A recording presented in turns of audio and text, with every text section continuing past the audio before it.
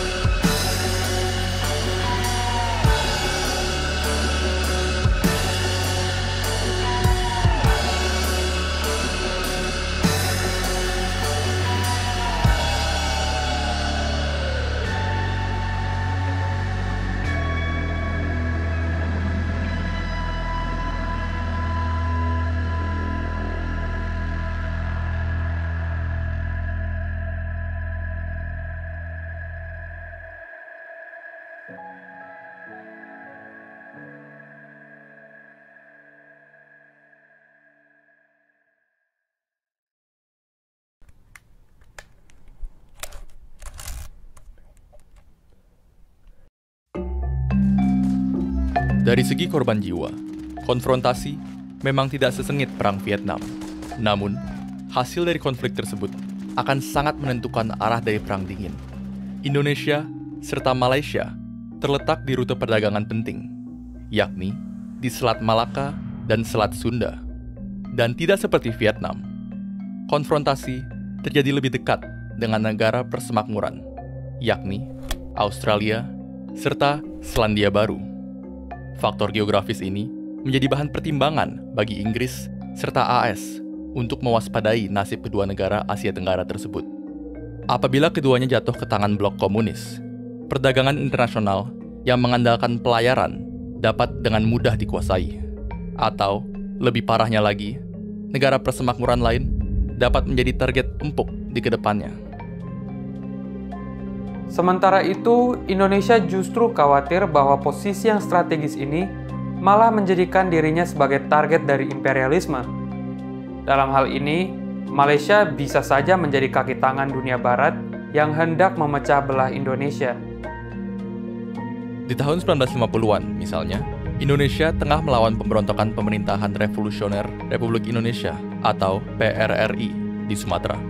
Alih-alih membantu Indonesia, Malaysia malahan menampung beberapa pemberontak PRRI di negaranya. Lebih parah lagi, sekutu Malaysia, Inggris, secara aktif mendukung pemberontakan ini. Dengan pengalaman-pengalaman seperti ini, pemersatuan Malaysia dengan Sabah dan Sarawak ditolak sekuat mungkin oleh Indonesia. Ketika konfrontasi dikumandangkan pada tahun 1963, Indonesia baru saja merebut Irian Barat dari tangan Belanda. Tentunya, pengalaman bertempur ini seharusnya menjadikan konfrontasi sesuatu yang mudah. Namun, ada satu masalah genting.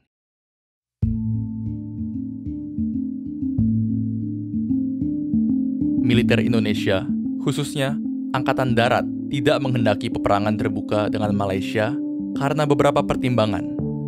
Pertama, tidak seperti Irian Barat, Malaysia mendapatkan perlindungan dari Inggris dan negara persemakmuran lain. Perang terbuka dengan Malaysia tentu akan mengepung Indonesia di antara Inggris di utara, serta Australia dan Selandia Baru di selatan. Kedua, perang terbuka dengan negara-negara barat juga akan mendorong Indonesia untuk mencari bantuan ke negara komunis lain, seperti RRC dan Uni Soviet. Dan hal itu akan menguntungkan kedudukan PKI dalam politik nasional. Namun, apabila TNI tidak menyerang Malaysia, reputasi militer dalam politik nasional dapat menurun. Lagi pula, militer juga khawatir akan banyaknya populasi etnis Tionghoa di Malaysia yang dicurigai memiliki hubungan dengan Partai Komunis Cina. Tanpa diketahui oleh TNI, Inggris pun sebenarnya enggan untuk berperang dengan Indonesia. Melihat betapa kacaunya dan banyaknya korban jiwa di Vietnam, Inggris merasa bahwa peperangan merupakan suatu hal yang harus dihindari. Apalagi kala itu, dia sudah kehilangan banyak wilayah jajahannya.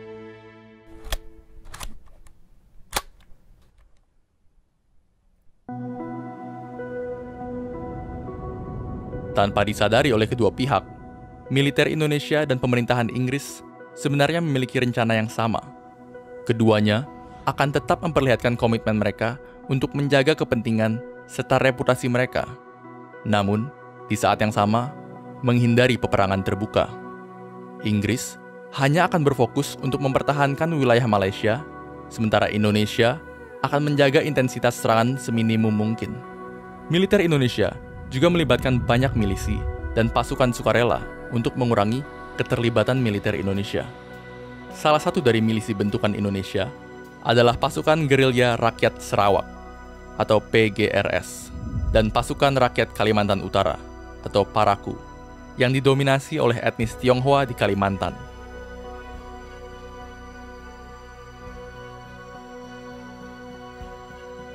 Pertempuran pun terjadi, meskipun tidak sebesar yang ditakuti oleh Inggris.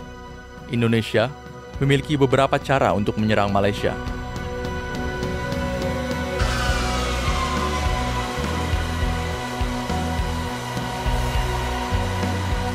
British troops have been fighting in the so-called Indonesian confrontation. Indonesia's object is to overthrow the newly independent nation of Malaysia. She's using the classic methods of border infiltration and then subversion beyond. Pertama, serangan secara langsung di Tebedu, Tawau, Kalabakan, Sebatik, serta beberapa tempat di Kalimantan Utara misalnya, sering terjadi pertempuran antara Indonesia serta Malaysia yang dibantu oleh Inggris. Day and night, sentries are watching the Indonesian bank of a river from a secret observation post. Somewhere on the other side are rumored to be at least 500 well-armed troops. Namun, cara serangan secara langsung ini pun memiliki hambatan yang signifikan. Kalimantan yang dipenuhi dengan hutan yang masih lebat dan pembangunan yang masih terpusat jauh di Jawa sangat menghambat logistik dan persenjataan bagi pasukan di lapangan. Of a border which stretches for 1,000 jungle miles. Because of the closeness and the denseness of the jungle, which you feel is all around you, visibility is very seldom more than about 10 or 20 yards in the jungle. Lebih parah lagi, tidak ada peta yang mumpuni akan area operasi. Salah satu anggota TNI bahkan mengatakan bahwa satu-satunya peta Kalimantan yang diberikan bagi mereka hanyalah gambar yang disobek dari buku pelajaran sekolahan. Karena sering menghadapi kegagalan, Indonesia pun mencoba taktik lain, sabotase dan pengeboman. Taktik ini banyak dilakukan di Singapura. Serangan-serangan tersebut mendorong pemimpin di Singapura untuk mengecam tindakan Indonesia. Indonesia juga mencoba meyakinkan beberapa masyarakat Malaysia untuk melakukan revolusi di negaranya sendiri. Tetapi, hal ini tetap saja gagal karena kekurangan perlengkapan.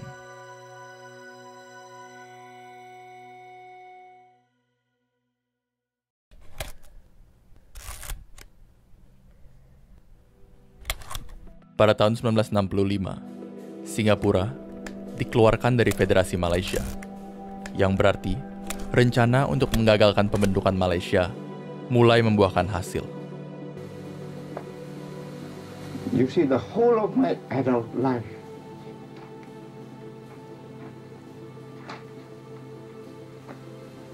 I had believed in Malaysian merger and the unity of these two territories. You know, it's people connected by geography, economics, and ties of kinship.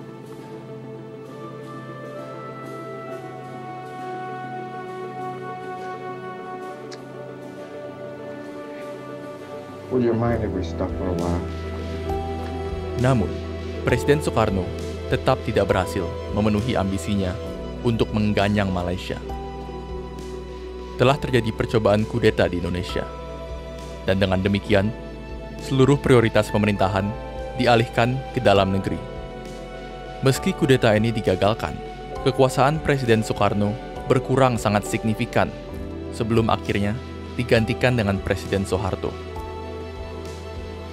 Presiden Soeharto mengambil langkah yang berbeda daripada Soekarno. Dia berdamai dengan Malaysia dan berupaya mengakhiri konfrontasi. Dan pada tanggal 11 Agustus 1966, Indonesia dan Malaysia resmi berdamai. Periode konfrontasi pun berakhir.